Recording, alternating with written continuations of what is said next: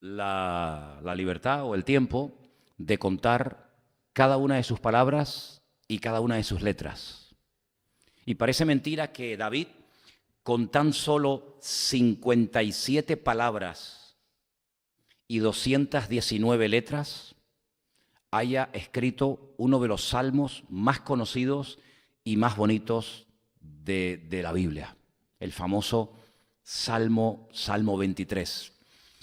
Se han dicho muchas cosas acerca del Salmo 23, que si nosotros somos como ovejas, que Él es nuestro pastor, etcétera, etcétera. Pero vamos a hacer algo en esta tarde diferente, porque la riqueza de este idioma, la riqueza del hebreo, que estamos también estudiando aquí y en el Puerto de la Cruz, cositas de este idioma, nos da la posibilidad de sacarle mucho más el jugo, porque lo que he hecho es que he escogido una serie de palabras claves de este salmo y he visto cómo se traducen o en qué contexto se escriben en otros pasajes de la Biblia. Claro, esto me ha llevado horas. Si lo que yo les voy a compartir a ustedes, que yo no creo que lo pueda compartir todo, no sé hasta dónde vamos a llegar, pero estudiar los salmos o estudiar un capítulo de la Biblia casi palabra por palabra te lleva un montón de tiempo. Y cuando yo estaba estudiando en estos días este salmo casi palabra por palabra, pues me alegré de ver todo lo que se puede sacar de él, pero por otro lado me puse un poco triste. Y les voy a decir por qué. Porque si yo me dedicara a ir por cada salmo, por cada capítulo, por cada pasaje de la Escritura, casi palabra por palabra estudiando lo que significa, la raíz verbal que tiene, en qué conjugación hebrea está, en dónde aparece en otros textos, con la edad que tengo en este momento, no me va a dar tiempo de poder estudiar toda la Biblia. Entonces, por un lado, me alegré de haber descubierto cosas muy bonitas del Salmo 23, pero por otra parte le dije, Señor, no me va a dar tiempo de poder estudiar toda tu palabra, ni siquiera todos los salmos, porque son 150 palabra por palabra. Imagínate los años que te puedes pegar ahí. Pero yo creo que en esta tarde, con ayuda del Señor, vamos a descubrir cosas muy interesantes. He observado algo que, por un lado, está bien y por otro lado me preocupa un poco. Y es que como hemos acostumbrado a la iglesia desde hace ya algún tiempo a poner todo lo que se lee en pantalla, pues esto lo que hace es que ya muchos de ustedes ya no vengan a la iglesia con la Biblia. Porque bueno, como al fin y al cabo esto es una maravilla, porque como la letra está tan grande y además la puedes ver y tal, está bien. Y lo vamos a seguir haciendo, porque yo creo que es muy bueno que, en fin, que tengamos ahí la lectura y podamos seguirla todo.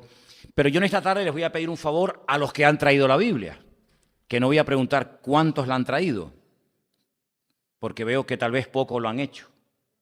Pero los que han traído la Biblia, la pueden abrir, por favor, por el Salmo 23, ¿vale? Sé que también hay algunos que se han acostumbrado a utilizar el móvil, porque tienen ahí también la Biblia. Bueno, mira, nos está llamando el rey David. Vamos a hablar de él en el Salmo 23. Salmo 23, por favor.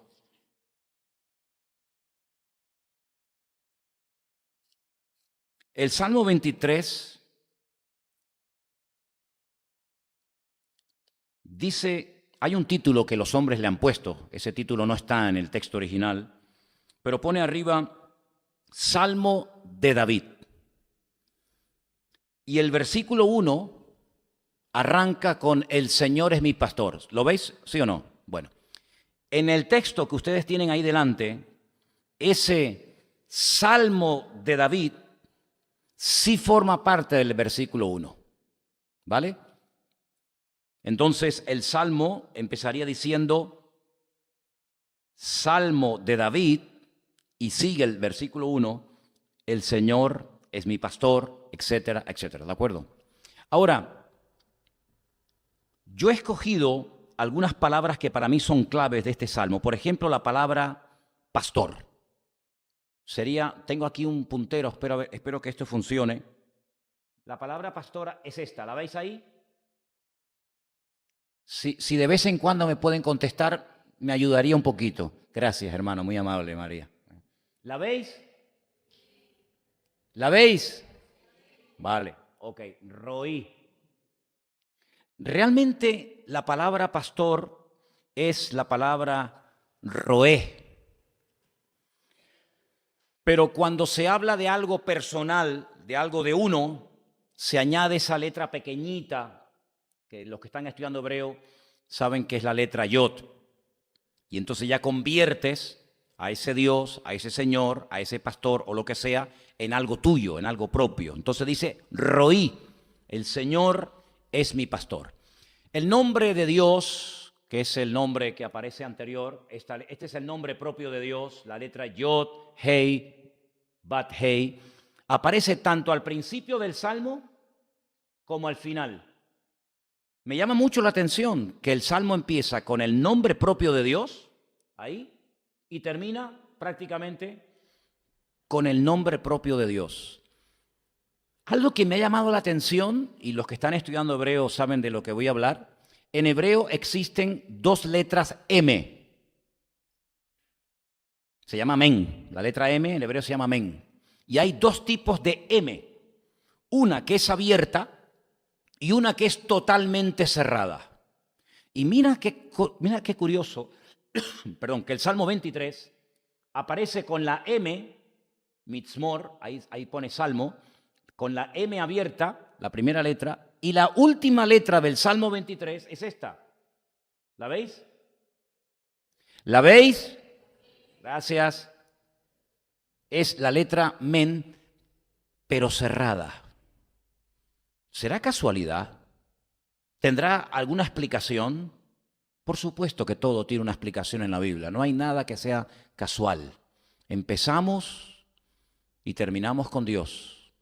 Y todas las enseñanzas que vamos a recibir a través de este hermoso salmo, las tenemos que interiorizar porque vamos a descubrir aspectos de la esencia de Dios en este salmo realmente increíbles. Es un salmo escrito por el rey David. Ustedes saben que la mayoría o muchos de los personajes importantes de la Biblia curiosamente fueron pastores. Abraham fue pastor. Su hijo Isaac también lo fue. Jacob también lo fue. Los hijos de Jacob, la mayoría de ellos también fueron pastores. Tenemos al rey David, que también fue pastor de ovejas antes del rey de Israel. Por lo tanto, eran personas que este mundo de la ganadería, sobre todo las cabras y las ovejas, lo conocían perfectamente. Sabían perfectamente cómo actúa, cómo es la mentalidad de una oveja y cómo es la mentalidad o las características de las cabras. Y aunque son animales aparentemente parecidos, la conducta, el comportamiento de una cabra y de una oveja no tiene absolutamente nada que ver. Les conté en cierta ocasión que se hizo en un tiempo unos experimentos que consistía en tener rebaños mixtos de cabras y de ovejas, y fue un auténtico desastre. Porque las cabras les gusta trepar, son generalmente rebeldes, son testarudas, trepan, se suben allá arriba y no son gregarias, no es como la oveja tontorrona que siempre está en manada, siempre está en grupo con las demás, sino que la cabra tiene ese espíritu independiente, ¿no? Hay un refrán por ahí que dice que la cabra tira al monte, ¿no? En embargo, la oveja es más gregaria, la oveja es más tontorrona, más dependiente del pastor. Entonces, ¿qué es lo que pasaba? Que, bueno, cuando se mezclaban las ovejas con las ovejas terminaban imitando a las cabras y trepaban y se subían a unas alturas tremendas y después no sabían bajar, se perdían y bueno, era un lío y le daban un trabajo a los pastores tremenda. Entonces lo que decidieron fue no mezclar ovejas con cabras, sino que cada uno vaya por su lado, ¿no? La cabra come lo que encuentre, cartón, plástico, hierba, madera, lo que agarre la cabra se lo come, ¿verdad? Sin embargo, la oveja es más selectiva, más delicada. Una oveja cae, por ejemplo, en el agua y si es tiempo de lana que aún no la han esquilado, se muere porque se le empapa la lana con el agua y se le duplica o triplica el peso y se ahoga porque apenas sabe nadar.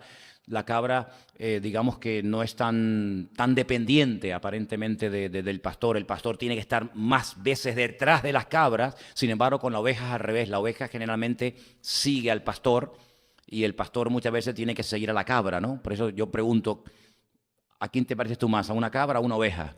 En fin, tú verás, ¿no? No le preguntes a tu marido, a tu esposa, no sea que te lleves una sorpresa con la respuesta, ¿no? Pero lo que me llama la atención de esta palabra pastor tiene una raíz muy interesante y la estuve buscando en diferentes pasajes de la Escritura. Y hay un texto que está en el libro del Génesis, capítulo 16, versículo 14. No hace falta porque claro, si a lo mejor lo pones va a perjudicar eso ahí, pero bueno, como quieras. En Génesis capítulo 16, versículo 14, hay un versículo muy interesante donde aparece la palabra roí, que es la palabra mi pastor.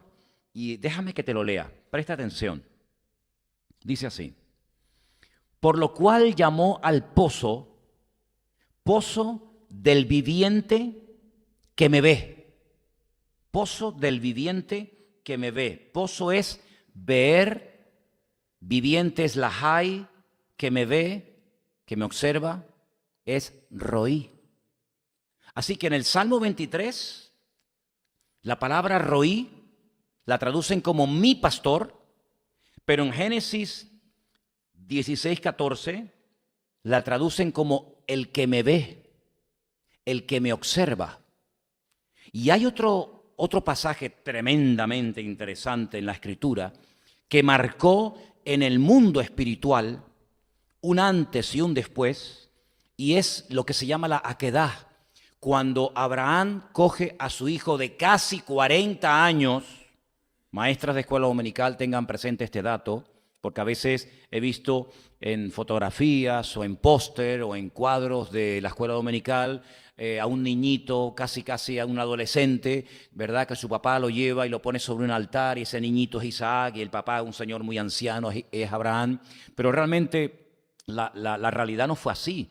La realidad es que Isaac se calcula que ya podría tener casi 40 años de edad. Y por eso cuando dice la Biblia, y ambos iban juntos, los dos iban juntos, es que Isaac sabía lo que se exponía. Isaac no era tonto. Isaac sabía perfectamente en qué consistía un sacrificio. Un sacrificio no era solamente subir a un monte, levantar un altar de piedras, prenderle fuego a la madera y nada más, sino que un sacrificio no era sacrificio si no había una víctima, si no había un animal inocente, fuera oveja, cabra, buey o lo que correspondiera en el momento, ¿no? Y por eso él le pregunta a su padre, dice, oye padre, que llevamos 3 días caminando, venimos desde el sur de Israel, desde la ciudad de Beer-Sheba, Beer, esposo, Sheba, hoy se aprendieron algunos nombres, que es Sheba, 7, ¿no? La ciudad de los 7 pozos, y venimos 3 días caminando y veo que llevas leña, llevas brasas, llevas fuego, ¿verdad? Las hemos avivado por el camino, llevas el cuchillo, pero una pregunta, ¿y el cordero, el holocausto, la víctima? Y entonces el padre le dice, el Señor proveerá.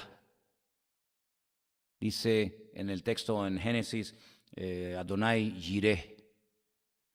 Pero realmente no dice proveerá, sino que vuelve otra vez a aparecer con otra conjugación la palabra roí, que en el Salmo 23 la traducen como mi pastor. En el libro de Génesis, capítulo 16, te lo acabo de leer, aparece como el pozo del viviente que me ve, como el que me observa. Pero en ese pasaje donde Abraham sube con su hijo Isaac al monte Moriah a sacrificar a su hijo, se traduce como el Señor verá, no como el Señor proveerá, que es lo que habitualmente leemos en la versión Reina Valera, sino que realmente lo que dice, el Señor verá. Es decir, va a ocurrir algo hoy en esa montaña que en el mundo espiritual, como acabo de decir, marcará un antes y un después. Tú sabes que hay acontecimientos, sabes que hay cosas que suceden en la historia que pueden marcar un antes y un después en nuestras vidas. Por ejemplo, cuando una mujer se casa, un hombre se casa, oye, hay un antes y un después. Cuando eres padre, ¿verdad? Cuando eres madre y tienes el privilegio de haber sido madre o padre, pues hay un antes y un después, ¿no? Bueno, pues en el mundo espiritual hay cosas que podemos hacer los seres humanos para bien o para mal que marcan un antes y un después. Y por eso muchas veces hay palabras que son como términos polivalentes, es decir, palabras que se pueden traducir con diferente significado. Y una de las palabras que tiene diferente significado o traducción es la palabra nes. La palabra nes en hebreo es bandera. Pero también la palabra nes en hebreo es señal. Y también la palabra nes en hebreo es milagro. Es decir, hay cosas que son un milagro, pero que ese milagro es como una bandera, es como una señal que pasan los siglos, cambiamos de generación, pero quedó una marca en el mundo espiritual. Es como cuando la policía va y dice, hombre, no hemos pillado al ladrón con las manos en la masa, no sabemos quién es el ladrón, pero hay huellas. Y entonces sacan, ¿verdad? ¿Cómo es? Las famosas huellas digitales. Y entonces en la base de datos, en la computadora, dice, ah, mira quién fue, fulanito de tal. Pero ¿y cómo sabes que fue fulanito de tal el que atracó esa cafetería o restaurante o lo que sea? Porque dejó sus huellas. Y como no hay nadie en el mundo que tenga las huellas de esa persona, no puede decir, bueno, pudo ser Juan, Antonio, Pepito o Antoñito, sino que tuvo que ser este. ¿Por qué? Porque son tus huellas y nadie en el mundo ni tuvo, ni tiene, ni tendrá las huellas digitales que Dios te dio a ti. Por lo tanto, te han pillado, amigo. Has dejado tu marca, has dejado tus huellas. En el mundo de los animales usan mucho el olfato. Y, por ejemplo, los que tenemos perros, machos, sobre todo, sabemos que van marcando, ¿no? ¿Sí o no? Van marcando su territorio. Y sabemos cómo lo marcan, ¿no? No vamos a poner ningún ejemplo ni vamos a hacerlo, pero sabemos que ellos van marcando. Entonces los perros que vienen o que ya pasaron anteriormente, saben que por ahí pasó ese macho. Y cuando hay una perra en celo, yo no sé cómo hacen, pero lo detectan a kilómetros. Porque el mundo ese de los olores, ¿verdad? Van marcando con las patas, con la orina, etcétera. Y entonces van dejando huellas y aunque no esté ese perro allí, aunque no esté esa hembra allí, ellos detectan que por allí ha pasado ese perro, esa perra, lo que sea, ¿no? En el mundo espiritual nosotros también vamos dejando marcas, ¿sabes? Vamos dejando huellas. Hay un versículo en el Nuevo Testamento que dice que tenemos que seguir las pisadas, tenemos que seguir las huellas de Cristo.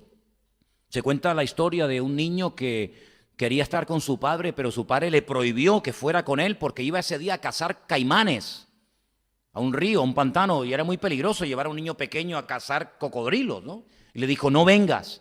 Sin embargo, el padre cuando está en plena cacería, pues oye unos gritos, unos alaridos y papá, ayúdame, sálvame. Y era su hijo. Y el padre va y socorre a su hijo y lo encuentra llorando a punto de ser devorado por uno de estos animales, por uno de estos caimanes. Y le dijo, pero hijo, te dije que no vinieras, ¿cómo me encontraste? Y el hijo le dice, porque fui siguiendo tus huellas. Ibas dejando tus huellas en el barro, donde sea, y yo las seguí y te encontré, ¿vale? Entonces, en el mundo espiritual vamos dejando nuestra marca, vamos dejando nuestra huella. Es curioso porque el apóstol Pablo incluso habla hasta del olor que espiritualmente desprendemos. Dice que hay algunos que desprenden olor de vida y hay otros que desprenden olor de muerte. Y Pablo utiliza algo que era muy conocido en el Imperio Romano, y es que cuando cogían en cautivos para después matarlos o para después convertirlos en esclavos, torturarlos o tirarlos a la arena del circo romano y burlarse de ellos, pues los vencedores lógicamente venían delante y era la entrada triunfal. Y entonces en la ciudad que los recibían, ponían en las calles, ponían en las plazas, ponían en lugares más importantes por donde iba a pasar el desfile, ponían, ¿cómo se llama? Como fuegos, ¿no? Como una serie de antorchas, y ponían incienso. Y entonces los que habían vencido, dice que para ellos era olor de vida, era olor de triunfo, era aplausos, era reconocimiento, pero para los que iban atrás, encadenados, sabiendo que iban a morir, para ellos era olor de muerte. Así que los que iban delante, que habían vencido, para ellos ese incienso era lo mejor del mundo, era la bienvenida, era el reconocimiento a la victoria. Pero para los que iban atrás, que habían perdido, los que iban cautivos, para ellos era olor de muerte y una muerte segura y próxima, ¿no? Entonces el Señor nos dice en su palabra que Él nos observa. El Señor nos observa permanentemente de noche y de día. Y esta mujer que dice, a este pozo le voy a llamar el pozo del viviente que me ve, Beer Jai Roí, es nada más y nada menos que una mujer que tuvo muchos problemas consigo misma y con los demás. Y me estoy refiriendo a una egipcia llamada Agar. Me llama mucho la atención que cuando la Biblia habla de Agar, dice que era la sierva egipcia de Sara. Es decir, Abraham bajó a Egipto en un momento puntual de la vida y cuando él se va de Egipto, el rey de Egipto le hace un regalito. Es decir, podríamos decir que Abraham se fue de Egipto, pero Egipto no se fue de él. Le metió a Egipto en la familia y sabemos que esa mujer, Agar, pues le creó muchos problemas a su ama, a su esposa, porque dice la Biblia que se burlaba de ella cuando quedó embarazada de su marido, y hay un momento en el que ella huye y un ángel se le presenta y le habla y le dice, vuelve y sométete, y agacha la cabeza. Y hay otro momento en el que otro ángel o el mismo ángel le habla y le dice, no tengas miedo, te acaban de echar de casa, no tienes presente ni futuro, estás en pleno desierto, se te ha acabado el cántaro de agua, pero el niño no morirá, sino que el niño será, dice en hebreo, un pere Adán.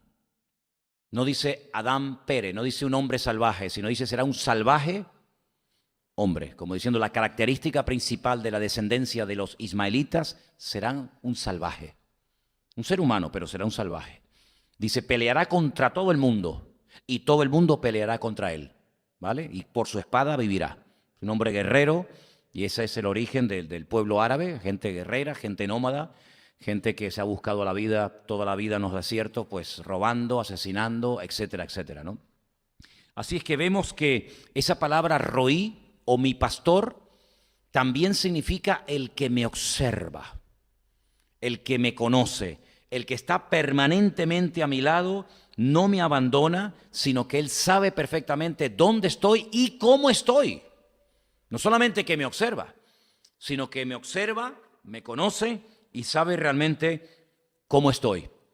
Esa palabra me llamó mucho la atención porque es mucho más que una persona que sale al campo, pastorea las ovejas y se va, sino que el pastor de ovejas fundamentalmente está siempre mirando, oteando el horizonte, tratando de descubrir cualquier peligro que la oveja no vea, pero que él tiene que verlo para actuar en consecuencia. La segunda palabra que analicé, vamos a poner otra vez el texto, es en hebreo, es una palabra que es la palabra menujot, y la encontramos en el versículo 2. En el versículo 2 tenemos Mismor le David, Adonai Roí, Lo Exar, Binot de Shev, y tenemos la palabra esta, menujot. En español esa palabra se ha traducido por la palabra reposo. No sé cómo dice el versículo 2, si alguien me puede leer el Salmo 23:2. El Señor es mi pastor, nada me faltará, en lugares de delicados pastos me hará descansar, me hará reposar. Ok, en aguas de reposo, habla de aguas de reposo, en aguas tranquilas. Busqué esa palabra para ver si solamente se refería al tipo de agua, si son aguas turbulentas, aguas peligrosas, con mucha fuerza, con mucha corriente, o también es una palabra que se aplica a personas. Y sí, la encontré. Y mira tú por dónde hay un hombre en la Biblia que por la forma como vivía, por la forma como actuaba, su personalidad, era un hombre que se conoce como Ish Menujá, un hombre pacífico, un hombre tranquilo. Y vamos a ir a Primera de Crónicas, capítulo 22, el versículo 9. Primera de Crónicas, capítulo 22, versículo 9. Si alguien quiere buscarlo y leerlo en altavoz, sería estupendo. Primera de Crónicas, capítulo 22, versículo 9. ¿Alguien lo tiene? ¿Alguien lo quiere leer?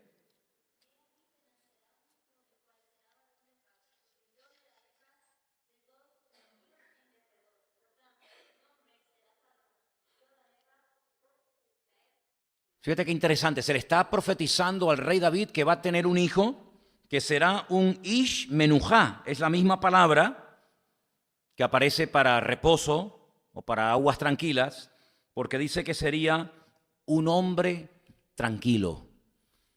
Y a ese hombre tranquilo, a ese hombre pacífico, es al que el Señor le dio el privilegio de poder construir el primer templo, el famoso templo de Jerusalén. Su padre era completamente diferente. La personalidad, el estilo de vida de David era totalmente diferente. Pero sin embargo vemos que es un término que no solamente se utiliza para hablar de aguas tranquilas, ¿verdad? Sino que también es un término que se utiliza para hablar de personas que tienen esa característica, gente tranquila, gente pacífica, gente que no tiene ese espíritu guerrero como el que tenía David. No vemos nunca a Salomón yendo a la guerra. Salomón era un hombre que se dedicó a otro tipo de cosas, ¿verdad? Y fue precisamente a esa persona con esa característica a la que Dios utiliza para algo que David no podía hacer. Y esto me llama mucho la atención porque uno dice, bueno, es que esta persona es muy parada, no es espabilado. El otro sí, el otro tiene un carácter, un temperamento, pero te das cuenta que en la Biblia hay lugar para todo el mundo. Hacía falta un David. David no podía ser un tipo parado, un tipo que se venía abajo por cualquier cosa. David era un hombre con un carácter, con un temperamento, pero era el tipo de persona que hacía falta pues para dominar a los enemigos, para que después, cuando naciera su hijo Salomón, hubiera paz, hubiera calma, y él a su vez fuera un hombre pacífico y tranquilo, ¿verdad? Sobre todo que meditara, fíjate la cantidad de cosas de las cuales habló Salomón, hasta de las hormigas.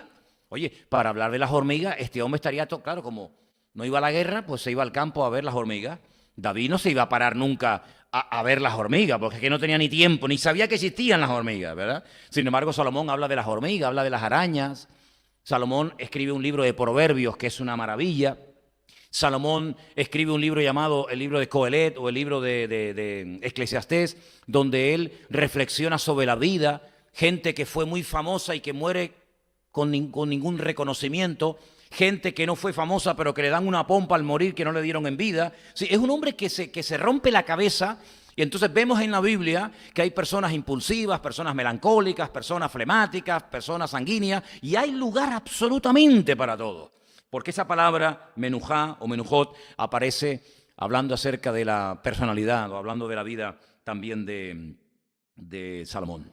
Hay otra palabra que me llama la atención y es la palabra yenagení. La palabra yenagení es una palabra que dice en el texto en español, Él me guiará por sendas de justicia. Quiero pedirle a dos de ustedes que me busquen Éxodo 15:13, por favor, y otra persona, Segunda de Crónicas 28:15. Repito, alguien que me lea Éxodo 15, versículo 13, y otra persona que me lea Segunda de Crónicas 28:15. Cuando alguien tenga el texto de Éxodo, María, por favor, ¿me lo puedes leer?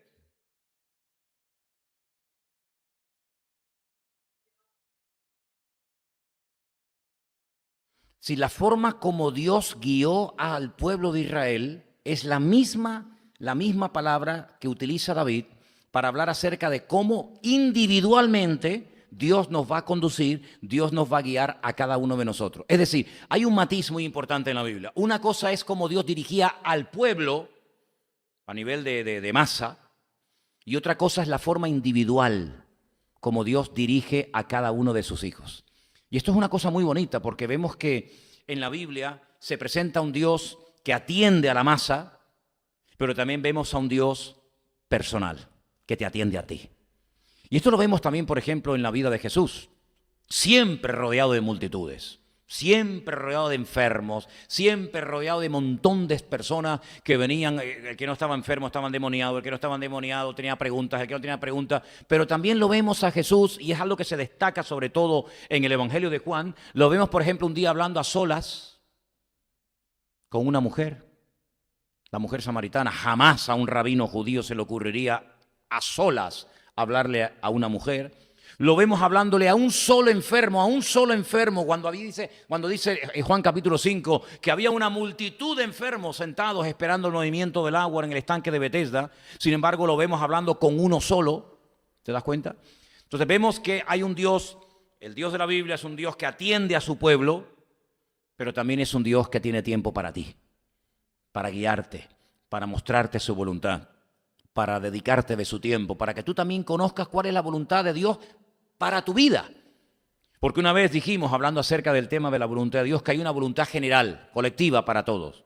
Hay un versículo, por ejemplo, que dice, y esta es la voluntad de Dios, que vivamos en santidad. Pero ¿esto para quién es? Para todos, para todos.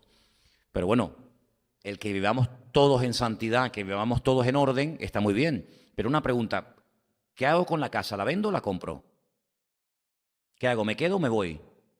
¿Me caso con este o no me caso? ¿Le digo esto o no le digo nada? Esa es una voluntad personal, individual. Hay momentos en los que el Señor le da permiso a Abraham para ir a Egipto y hay otros momentos en el que le dice a su hijo, no vayas a Egipto. ¿Te das cuenta? Al padre lo deja bajar, al hijo no. Entonces hay una voluntad para todos en general, pero luego hay una voluntad personal, individual, para cada uno de nosotros. Y esto lo vemos en el Salmo 23. Él me guiará. Pero a mí, personalmente, aparte de que va a guiar al pueblo y nos va a ayudar a todos, pues aparte de eso, el Señor me va a guiar a mí también, personalmente. Por eso, si necesitas dirección en tu vida, si necesitas una palabra específica para tu situación particular, puedes hablar con el Señor, puedes desahogarte con Él, porque Él también te va a guiar a ti. ¿Cuántos dicen amén? Esa palabra, yenangení, que es guiar o conducir o guiar, aparece también en un texto que está en Segunda de Crónicas, capítulo 28, el versículo 15. ¿Me lo puede leer alguien, por favor? Patricia.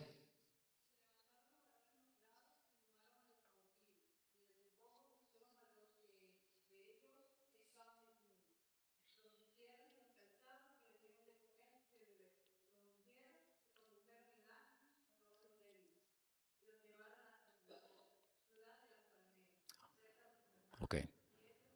Una serie de cautivos, una serie de personas a las cuales dicen, no, esta gente no los pueden tratar así, a esta gente hay que devolverlos a su lugar para que se vayan. Y dice que los trataron bien, ¿verdad? Los vistieron, les pusieron zapatos y dice que en asnos, en burros, los llevaron a cada uno a su respectivo lugar, dando a entender de que ese término también habla de un trato personal y directo con todos y cada uno de nosotros, ¿de acuerdo?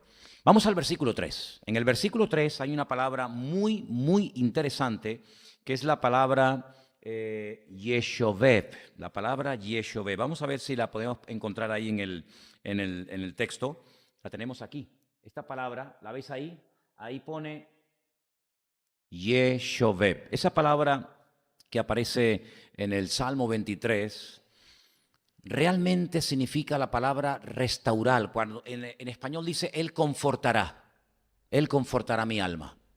Esa es la palabra que se emplea en la Biblia para restaurar. Y es la palabra que más datos he podido encontrar acerca de ella. Porque mira, no los vamos a leer todos, pero como esto queda grabado y después el que quiera puede volver a escuchar este estudio en su casa y los que nos están siguiendo, pues sé que muchos toman nota. Déjenme decirles que, por ejemplo, en el capítulo 29, versículo 3 de Génesis 29, 3, la palabra Yeshoveb aparece como volver a colocar algo en su sitio. Lo he movido, pero lo vuelvo a dejar en su sitio. Eso es Yeshoveb. Cuando tú coges algo y lo pones de aquí para allá, pero ese no es su sitio. Vuelva usted a poner esto en su sitio, eso es Yeshoveb. Y ahí se habla de una piedra.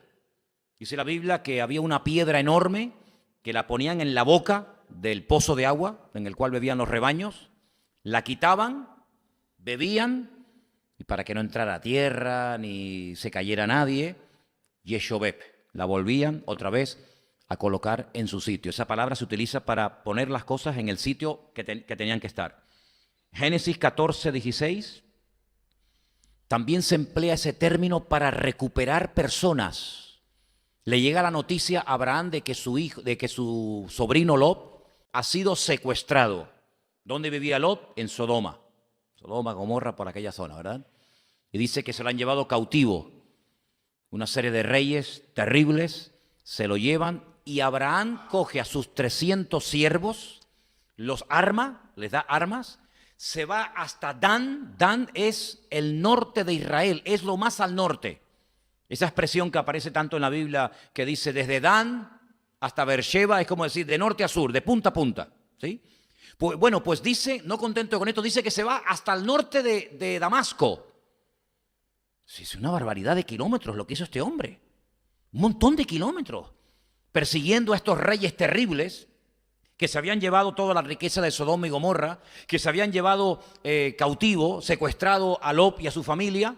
Y entonces vuelve otra vez a aparecer la palabra, porque Yeshobeb significa no solamente poner las cosas en su sitio, sino que significa también recuperar, recobrar cosas o personas.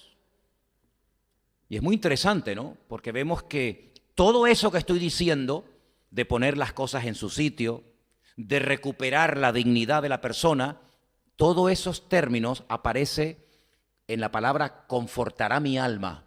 Entonces Dios te va a poner en tu sitio. ¿Cuántos dicen amén? Dios te va a poner en tu sitio. Dios te va a restaurar.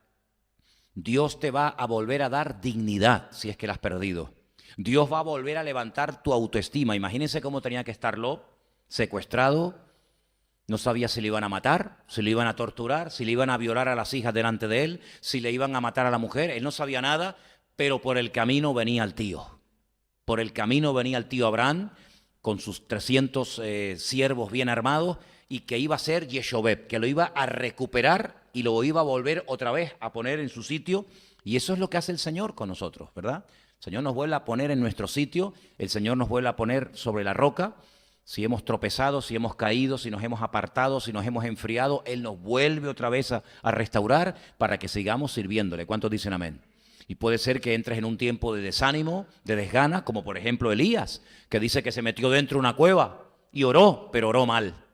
Oró, pero oró mal. Señor, quítame la vida, ya no aguanto más, me siento solo. El Señor dijo, no, eso nada. Sal para afuera, sigue caminando, porque aún te queda mucho camino por recorrer. Todo eso es Yeshobeb, ¿verdad? Pero hay un texto muy interesante en Génesis 43:12. Génesis 43:12. Ese sí quiero que lo leamos. Si me hace el favor alguien de leérmelo, por favor, porque tiene que ver con el dinero. Génesis capítulo 43, versículo 12. El primero que lo tenga, que me lo lea rapidito. ¿Qué dice?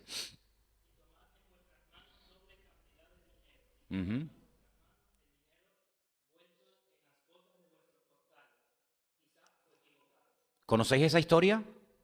¿Conocéis la historia de cuando los hijos de Jacob bajan a Egipto y compran comida para llevar a Canaán y cuando llegan por el camino dicen, ay, dentro del saco está el dinero, no los han devuelto?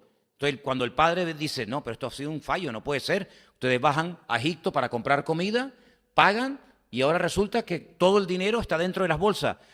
Cojan otra vez dinero y vayan otra vez a Egipto y devuelvan el dinero. Entonces Yeshobeb también tiene que ver con devolver algo a alguien, es decir, restituir la prenda, restituir.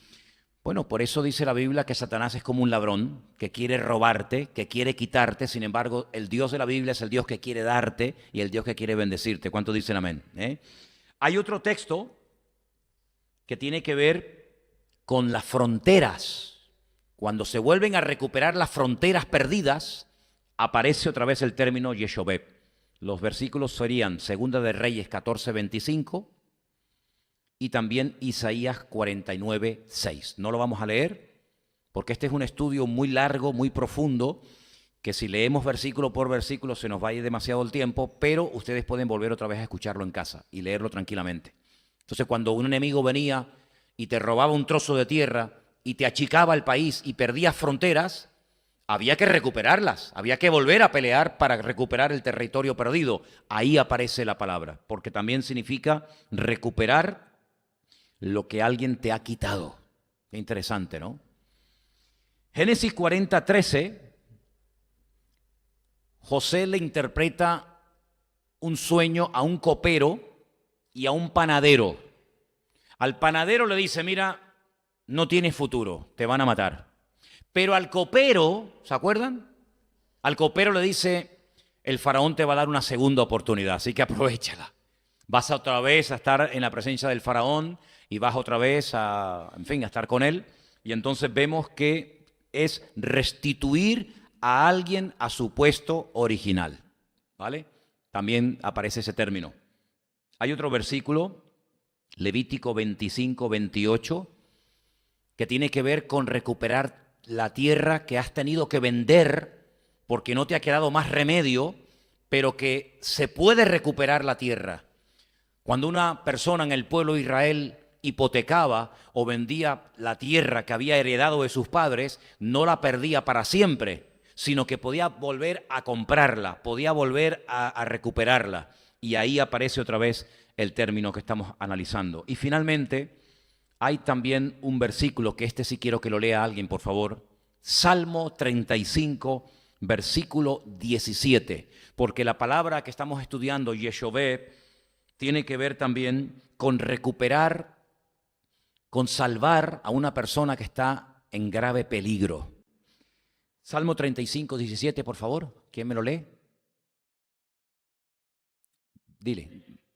Sigue, dale.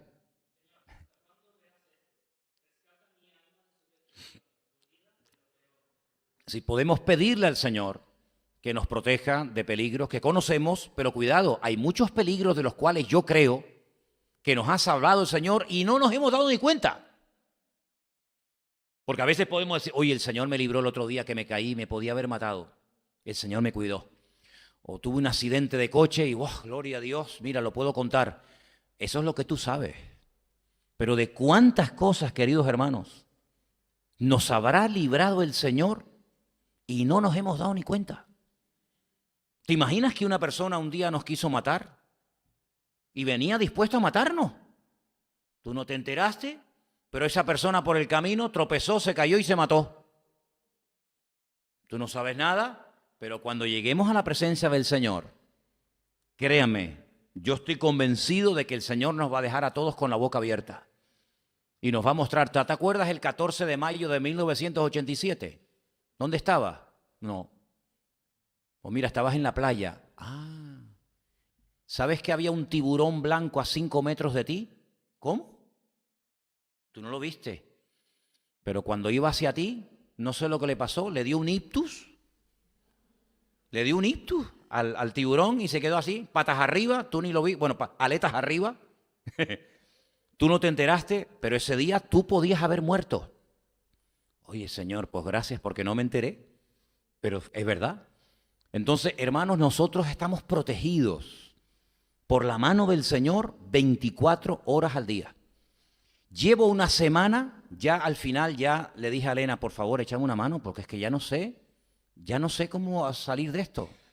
Me llaman todos los días a la misma hora para darme una oferta de una compañía para el funeral.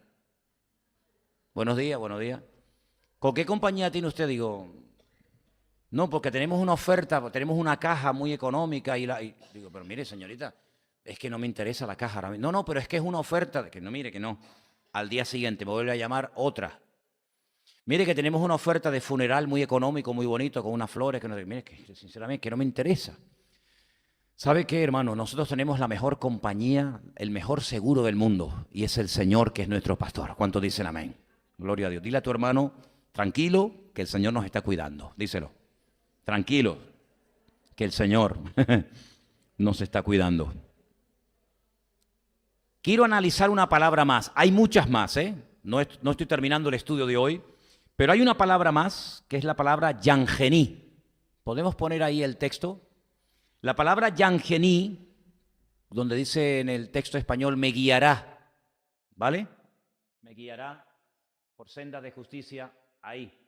Yangení.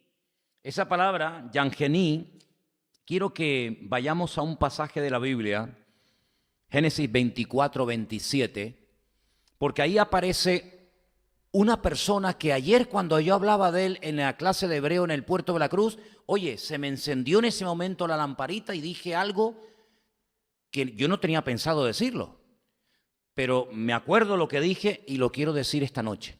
¿Ustedes se acuerdan de un personaje llamado Eliezer? Es un nombre compuesto. Elí significa mi Dios.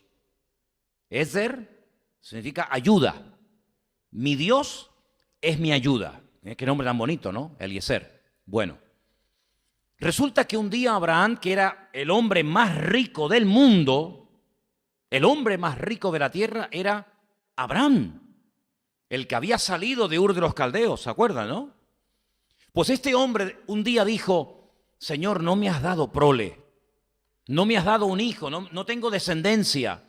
Toda la fortuna que tengo, las ovejas, las cabras, los camellos, los criados, etcétera, etcétera, se los va a quedar este Damasceno, se ve que era de Damasco, ¿no? Se los va a quedar su hombre de confianza, ¿quién era?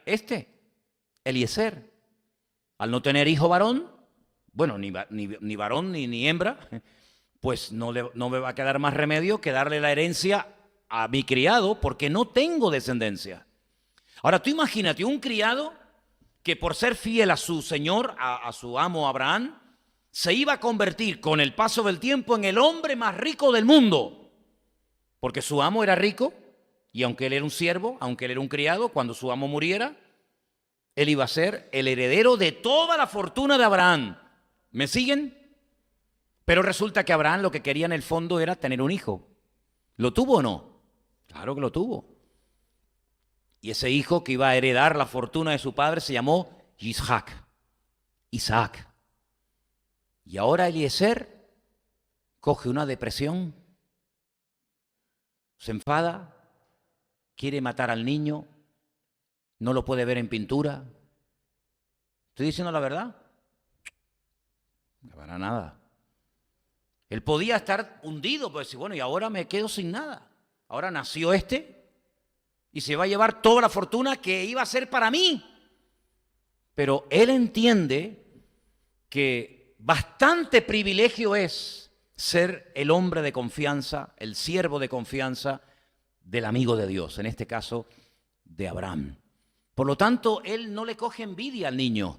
Al contrario, él quiere que el niño sea bendecido, que el niño sea próspero, que el niño tenga lo mejor, incluida la mejor mujer de la tierra. Y mira tú por dónde que al ver que no cambió su actitud de ser un hombre de decir, voy a ser rico, lo voy a tener todo, a decir, no voy a tener nada, porque ahora se lo va a llevar el niño. Fíjate cómo no cambió de actitud, sino que se mantuvo bien, se mantuvo fiel, que un día el amo lo llama y le dice, Eliezer, ven para acá. Quiero que le busques una mujer a mi hijo. Claro, Eliezer podía decir, le voy a buscar la más fea, la peor, para que terminen divorciándose, separados y al final todo me vuelva a mí. No. Sino que él ora al Señor y le dice, Señor, guíame. Es la palabra que estamos analizando, Yangení, guiar, conducirme. Quiero que me guíes al lugar donde viva esa mujer. Ahora, ¿dónde está? Ay, amigo, ¿dónde está? Y él coge y se pone a caminar por el desierto y se pone a caminar días, semanas, no sé si meses, pero se pone a caminar cargado con un montón de riqueza para dársela a su futura esposa y llega a un lugar donde ve a las mujeres que salen para darle de beber a los rebaños y entonces él le pone una prueba al Señor y le dice, Señor, yo llevo un montón de camellos y un camello cuando bebe, después de días, dice que puede beber como mínimo 100 litros de agua. Llevaba 10 camellos cargados, aparte del que a lo mejor él llevaría. Yo voy a ponerle esta prueba al Señor. Le voy a pedir a una mujer que le dé de beber, que me dé agua de beber. Y si me dice que sí, esa es la mujer que Dios ha puesto para el hijo de mi amo. Ve venir a una chica y le dice, ¿me das un poquito de agua para mí, para mi camello? Y le dice, sí. Te voy a dar agua a ti, a tu camello y a todos los camellos que traes. Ahora, para sacar agua del pozo, no había en aquellos tiempos una bomba. ¿sabes? Mete la bomba y te va bombeando el agua y, oye, solamente es cuestión de aguantar la manguera. No, no, no. Dice que tenía que sacar uno y otro y otro. ¿Cuántos cubos de agua habrá sacado esa mujer para dar de beber a 10 camellos sedientos? Cada uno bebía 100 litros por 10. Son 1000 litros de agua. Intenta un día en tu casa, con un cubo, sacar 1000 litros de agua. Es una barbaridad. Oye, te termina doliendo aquí, la cintura, la cadera, la artrosis, la artritis, todo te va a doler. Y dice que él estaba asombrado porque decía, yo en mi vida he visto una mujer tan amable que no se queja, que no le he pedido que le dé de beber a mis camellos, pero ella se ha ofrecido. Esta tiene que ser. Esta tiene que ser. Su hermano se llamaba, ¿cómo? Labán, blanco. Labán es el color blanco en hebreo, pero al revés, ¿saben lo que significa? Tramposo. Parece blanquito, pero es un tramposo de mucho cuidado. Le da un brazalete de oro, le da unos anillos, le da unas cositas y su hermana se va a la casa y le dice a su hermano, mira lo que me ha regalado un señor allí que le di un poco de agua a los camellos, un brazalete, un anillo, un pendiente. Y Labán sale corriendo al pozo y le dice, venga a mi casa, que tengo comida para usted. Este es un vivo, ¿eh? Y todos sabemos, ¿verdad?, la debilidad de Labán. Bueno, pues esa forma sobrenatural como el Señor guió a Eliezer, esa es la forma sobrenatural como el Señor nos va a guiar a todos individualmente en todas las necesidades que tengamos a lo largo de nuestra vida. ¿Cuántos dicen amén? Quiero que lean después en casa Isaías 58:11, donde aparece también la palabra Yangení, y ahí habla de pastorear, atender individualmente la necesidad de la persona. En el texto español dice, Él me guiará, pero guiar es cuidarme, pastorearme, atenderme. Y mira, y habrá momentos en los que el sentido común, la experiencia, pues más o menos te ayudará en la vida para saber qué tienes que hacer, pero seamos sinceros, ¿verdad que pueden presentarse momentos en nuestra vida en los que no sabemos qué hacer? Digo, Señor, yo no sé qué hacer. Yo no sé si mandártelo o que te lo lleves. Yo no sé lo que hacer, pero en esos momentos, párate. Entra en tu aposento y cierra la puerta. Y tu Padre que te ve en secreto, te recompensará en público. Dile, Señor, no sé lo que hacer con mi matrimonio. No sé lo que hacer con mi hijo. No sé lo que hacer con los estudios. No sé lo que hacer con esta relación. No sé lo que hacer con esto, con aquello. Da igual. Me puedes poner todos los ejemplos que tú quieras. Tú no sabes lo que tienes que hacer, pero hay alguien que sí sabe lo que tienes que hacer. Y ese es nuestro Dios. ¿Cuántos dicen amén? Hoy leía una frase, Elena me mostraba una frase muy bonita que decía, en esta situación en la que estás, mira, como máximo, tienes un 1% de probabilidades de que te salga bien. Y la persona respondía y decía, ay, qué bueno, pues si tengo un 1% de probabilidades de que me salga bien, tengo un 99% de fe que el Señor me puede bendecir. ¿Te das cuenta? Es decir, no es que voy a echarle una mano a Dios, como a veces ha ocurrido en la Biblia, personas que no sabían qué hacer. Tú me has prometido un hijo y no viene, y pasa un año, pasan 2, pasan 20, pasan 30 y el niño no viene, ¿qué hago? Y la mujer le dice, bueno, pues no sé, acuéstate con Agar a ver si a través de ella viene descendencia, lo hace, y el Señor le dice, este no es el hijo de la promesa. Esto es lo que tú has hecho en la carne, pero no me has dejado a mí obrar. Pasa que tú te has adelantado, tú te has precipitado y has metido la pata.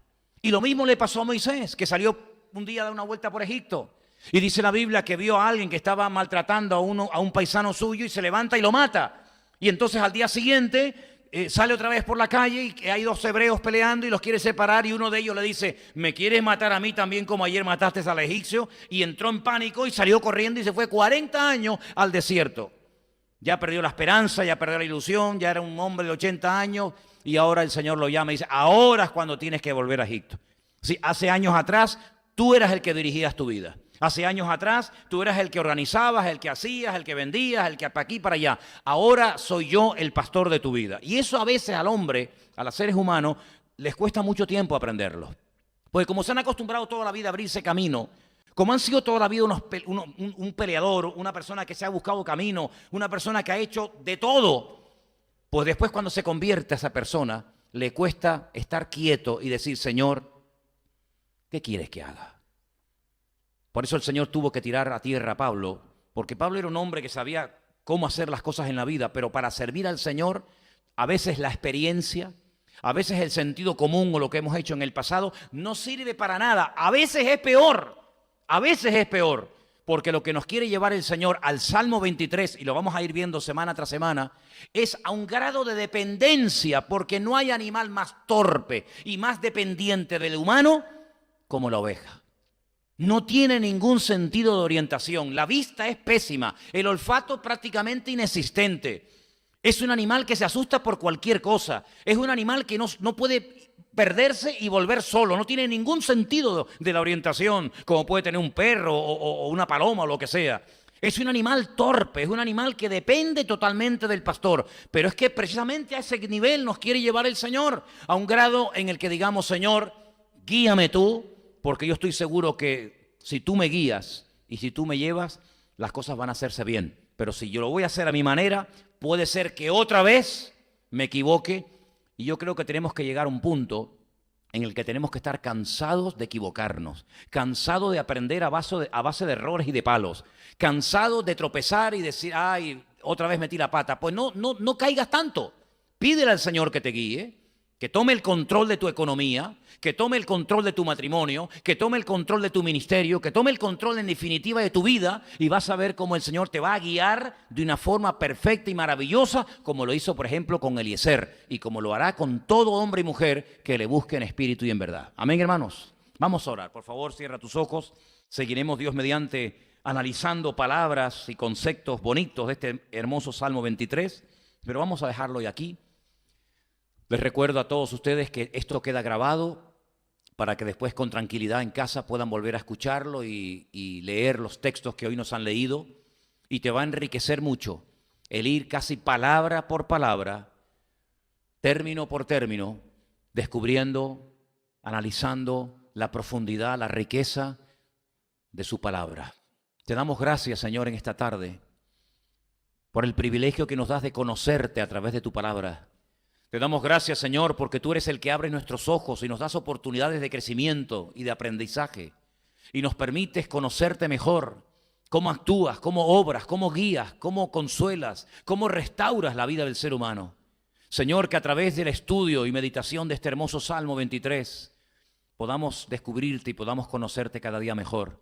Y te damos gracias, Señor, por esta oportunidad y privilegio de poder madurar y de poder acercarnos a ti. Gracias, Señor, te pido que nos ayudes y nos des entendimiento y memoria para poder retener lo aprendido. A ti la gloria y la honra en el nombre de tu amado Hijo Jesús. Amén. Y amén. Nos ponemos de pie, queridos hermanos, en esta noche todos. Voy a pedir que nos preparemos para recoger la ofrenda. Nuestra hermana Margarita nos va a ayudar en esta tarde. ¿Sí? Voy a pedir